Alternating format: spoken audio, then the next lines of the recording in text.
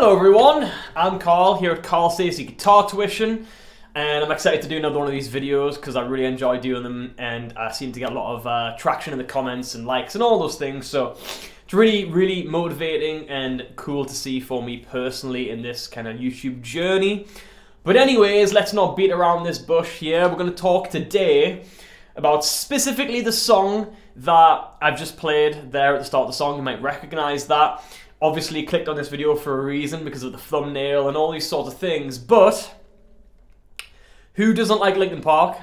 That's a question I'm going to put to you right now. I don't know. I've not met anyone that doesn't like Linkin Park, so it's always cool for me to cover their songs, talk about their music, that sort of thing. And for my generation and the generation kind of a little bit before me and maybe even slightly after, it's one of those huge, impactful bands on our lives and our careers if you work in music like I do, and I know that for sure as well. But Papercut, the song that I played at the start there, such an awesome song, one of the best intros, and especially like sort of drum intros. I know it's not specifically drums, it's more of a hip-hop loop. But drum intros, I'm going to class it as, that I've ever heard in my entire life. Starts off the album. I believe it was one of the first singles, if not the first single from Hybrid Theory. Probably should have fact-checked that, but I know it was one of the first ones. I remember that, and I remember the music video on Kerrang as a kid as well. Kerrang is something else I'm going to do a separate video on soon as well, by the way, and kind of the everlasting impact of that and how it changed music and people's lives and things like that. Especially for my generation, once again. But yeah, Papercut, one of the best intros I've ever heard. It really, the whole idea of this video and all these videos that I do of how this song changed X genre forever. So obviously this is about nu metal, right? We're going all the way back 25 years at this point, when this song was kind of out in doing the rounds on the music videos and the radios and all that sort of stuff. I was only 5 years old at the time, turning 6 years old, but I'm fortunately one of those kids that got into music really early, especially nu metal music, thanks to things like MTV and Kerrang and things like that, and having like a 10-year-old brother as well, which would hand me things and kind of give me the exposure to certain bands and stuff. But I believe Hybrid Theory was the first CD that he gave me, or one of the first CDs that he kind of passed on and was like, oh yeah, listen to this, check this out, or just gave it to me and I decided to check it out. I remember many hours travelling in the back of my mum and dad's car as a kid from A to B with the portable CD player, headphones on, listening to Slipknot's first album, Papa Roach, Linkin Park, etc., right? But like I said, today we're talking about Linkin Park, so obviously I could generalize this whole video and this whole concept and this whole idea to Hybrid Theory as an album, and everyone would feel the same and think the same and agree in the fact that it changed nu metal forever, for all of the reasons that we're all completely 100% aware of, but I thought I'd hone in on one song specifically. And since this song opens up the album, one of the first singles, and it's just such an awesome song, that's why I decided to talk about this one. And like I say, I'm going to break the song down a little bit here. So you've got that incredible drum intro, which is kind of that hip-hop leaning thing, which captures that era and that sound perfectly and kind of sets the tone perfectly for everything that is to follow and to come. Straight from there, you're jumping straight into that riff that I played at the start. In that drop C sharp tuning, which is iconic for that time period and for this band specifically as well. All of the first two albums, I believe, for the most part, is in that tuning, and a lot of bands of that era, as I say, are in that tuning too. It was just such a iconic sound and feel at the time. Either bands were like Korn and they were tuning way down or using 7 strings, or they were doing sort of the drop D C sharp thing.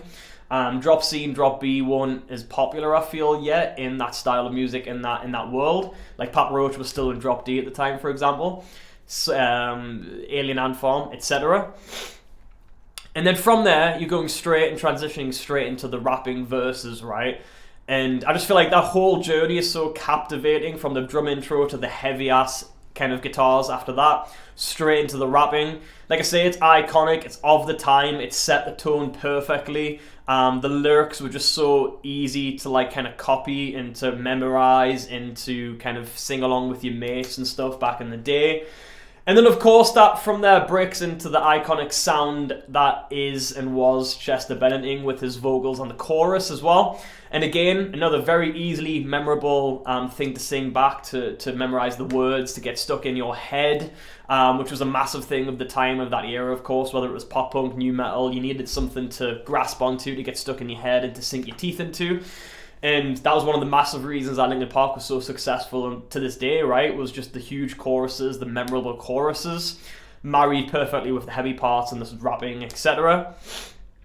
And then another part of the song that I really, really love, that I think is just so important, and it changed everything. Like I say, the song as a whole changed the genre, if not created the genre in the direction that Linkin Park made it go.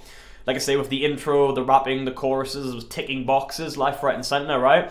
But that sort of middle section and onwards kind of switch up in more of like sort of a halftime feel to it. I believe it's the part where it goes and the sun goes down, but it's really the really drawn out lyrics and the drawn out singing part. That part just hits me in the feels every single time. I feel it's so atmospheric, so cool, so awesome to listen to, and I just really love it. And I feel like, again, that was something that maybe Linkin Park were doing over all of the other bands and the new metal bands in that kind of sphere at the time. They were really doing... All of this stuff seems so obvious and so normal these days, but back then it wasn't obvious and it wasn't normal. Again, we're talking 25 years, right? It's a long time. So, like, what feels normal is in terms of you have to have a catchy chorus, a heavy section, a rapping section, things like that.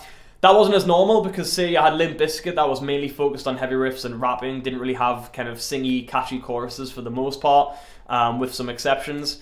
You had kind of Papa Roach, which were more kind of punky, edgy, fast kind of things. Obviously, you had Slipknot, which was just uber heavy. You had Korn, which was just a thing of itself, really weird alternative for the kind of more gothic style people and stuff like that. So yeah. Like I said, seems obvious now, definitely wasn't at the time. That's how we became desensitized to the fact that Linkin Park has changed everything and did change everything from that moment and from that album going forward, right? So what are your thoughts? What are your feelings on this song, on this album? I would love to know. Let's chat about it down below. Once again, thank you very much for watching, and I'll see you in the next video.